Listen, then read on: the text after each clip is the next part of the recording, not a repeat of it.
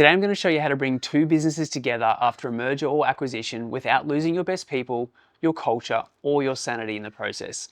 Hi, my name's Josh and I spent 10 years as a director and shareholder of a 3 million engineering consultancy that we grew into 30 million engineering, town planning, surveying and architecture firm.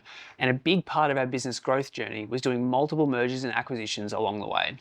So today we're going to explore three things: why most mergers fall apart on culture and not on the numbers, why bringing two businesses together is not the same as actually bringing them together from a cultural point of view, and then I'll walk you through the exact playbook we use to integrate business after business the right way. So let's get into it. So the first big idea that I want to talk to you about today is honestly, the deal is the easy part. Culture is where most mergers live or die. So today, I guess in this first part, I want to explore with you why most mergers look brilliant on paper, brilliant on the spreadsheet, but they actually fall apart in the corridors, the conversations, the culture of the team and the businesses that we're actually bringing together. Because most founders and most owners obsess over the numbers. They get excited about what their business is going to be worth post merge, but they actually forget that they're bringing two groups of humans together. So as I mentioned, our journey from 3 million to 30 million, we went through multiple mergers and acquisitions along the way.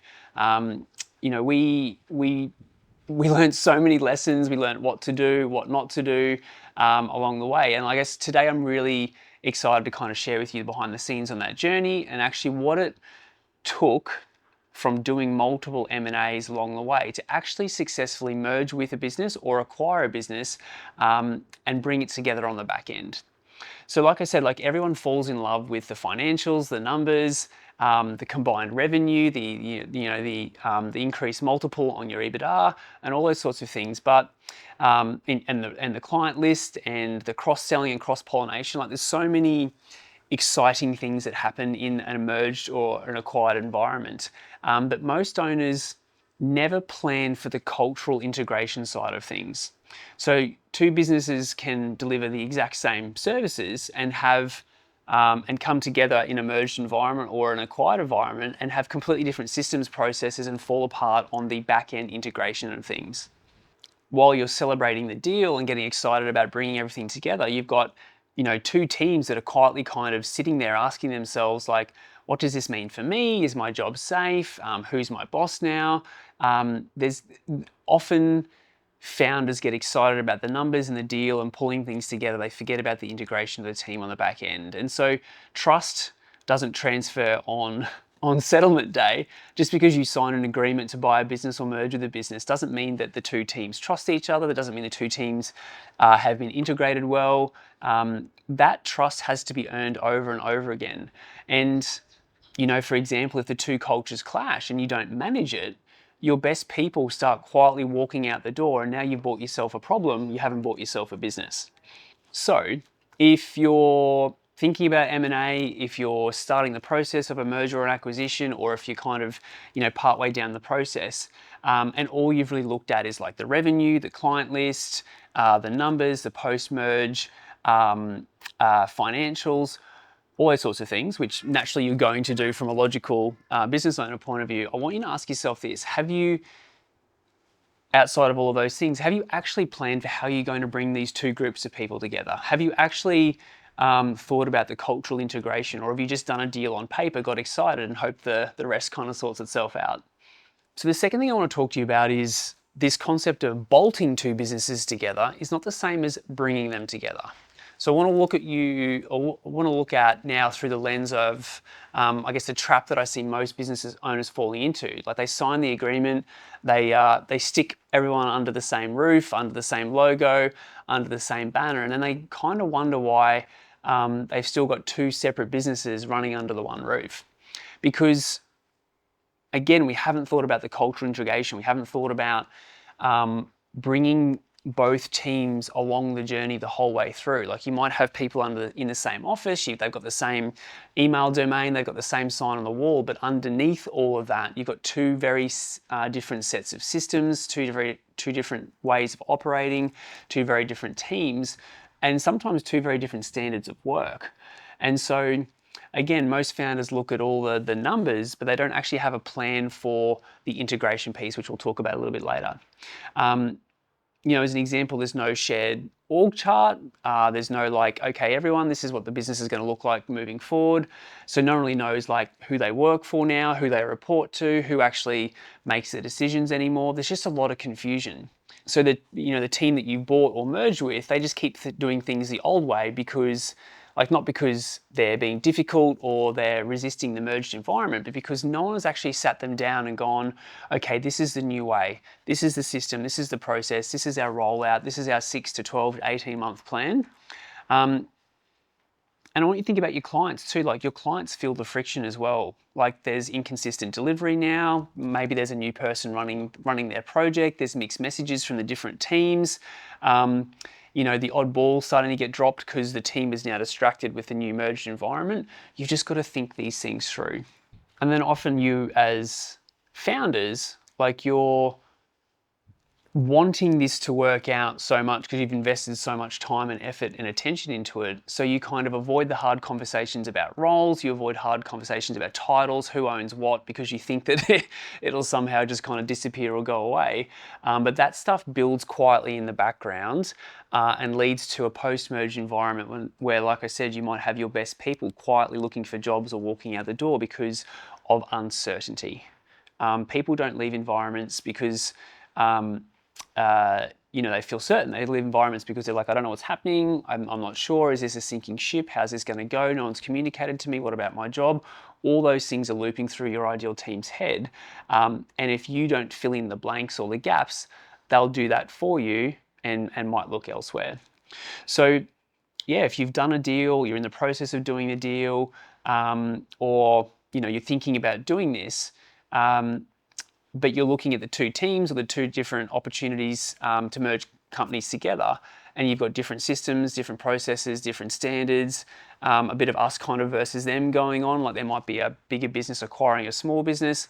I just want you to ask yourself, like, have you genuinely considered and thought out and mapped out a plan for bringing these two businesses together, or have you just moved them into the same building and you're kind of hoping for the best? Let's explore now bringing businesses together properly, bringing them together on purpose, having a proper integration playbook. Let's actually give you the solution, the actions you need to take. So, I'll show you the exact things we did, the exact processes we followed to go from 3 million to 30 million. We did multiple M&As along the way. We learnt what to do and what not to do. So let's talk through the playbook. So honestly, in our experience and what we saw, most deals fell over on the back end and most deals fell over on the integration piece. So please, please, please plan for the integration before you sign. For our Boardroom clients, we've got a whole process here that maps out the M&A process that goes through before, during, and after. And 70% of the process is focused on the after. So mapping out your integration plan, map out your communication plan, communicate early, build a combined org chart, actually bring both businesses along for the journey the whole way through the process. Look at which systems you're going to adopt, which ones you're going to keep, which ones you're going to let go of. Think about all of that from an integration point of view. Nominate champions for people who are going to lead that and drive that, and doing all of this when you're still in the discussion phase. Because if you're not having these conversations about integration at the before you sign phase, you might be signing up to a dud. You might be having a whole bunch of conversations here once you've bought the business or signed on the dotted line where you're not in agreement with the integration piece. So do the integration early and plan for it. Communication. Over communicate early and often to both teams. Obviously there's this period at the start where you're still not sure about the deal going through. You don't want to let the entire team know in case it doesn't stack up. But look for ways to bring the businesses together without kind of saying to everyone, hey, we're going to buy a business or merge with this business. So look at team days, look at bringing the team from the other business into your business, start to do work together on projects early. All those sorts of things can happen, and you can start to get the integration piece happening early. So over communicate, make sure people know what's happening at the right time, because people talk, whispers and rumors start. Uncertainty from your team is what kills the culture.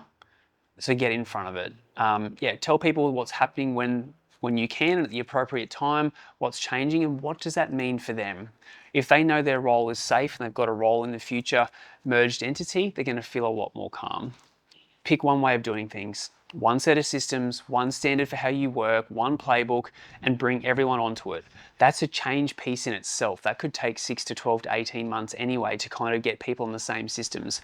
But I can tell you, having two different businesses operating on two different operating systems will kill the merge. And then finally, like, name your leaders early, name your decision makers early, make it crystal clear to everyone on the team who reports to who, who's in the org chart, where they sit, all those sorts of things. Because again, if people can see their name on an org chart in the future merged environment or the future acquired environment, no one's left guessing. They kind of know where they sit and they know what their future role is. So, and make sure you protect your A grade or A graders on both sides. So the people that you're both have in your business that you've nurtured to a certain point, and the people that you're quote unquote acquiring or merging with, they are human beings. They are the greatest asset to your business. That's what you're actually buying when you're going into an emerged environment. So look after those A graders, look after those eagles on both teams, and nurture them the whole way through the process. Otherwise, they'll go elsewhere. And I guess finally, like, give it a real runway. Like, don't just assume that you can smash two businesses together in 3 months and you're kind of happy days. Like, make sure that your mindset is this could take 6 to 12 to 18 months. Review it, integrate it properly, don't rush it. Don't just look at it as a weekend job. This is a big distraction and a big thing for two businesses to come together. So make sure you give it the runway that it deserves. Okay, let's talk examples. So I want to tell you an amazing story about two incredible Boardroom clients, Mark and Pete. Amazing guys. They've got a consultancy that they run in Perth. And they're we're moving through that exact same topic or the exact same process with them in Boardroom. So they're looking at geographic diversification, geographic expansion. Like they run a really successful business together in Perth.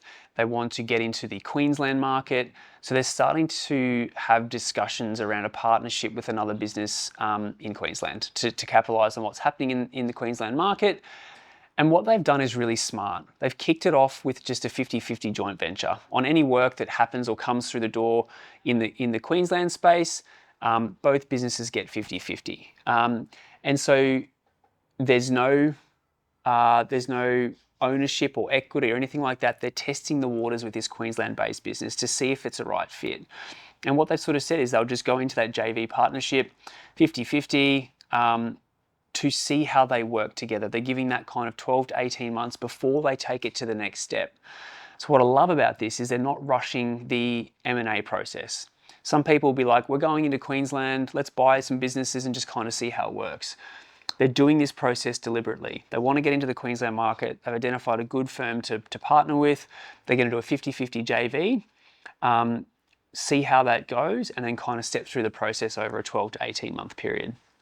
So the first thing they did with this whole process was looking at alignment before the structure. So like I said, they wanted to get into the Queensland market. They're looking at alignment. They're looking at culture fit. They're looking at values, standards, principles, same direction for the business.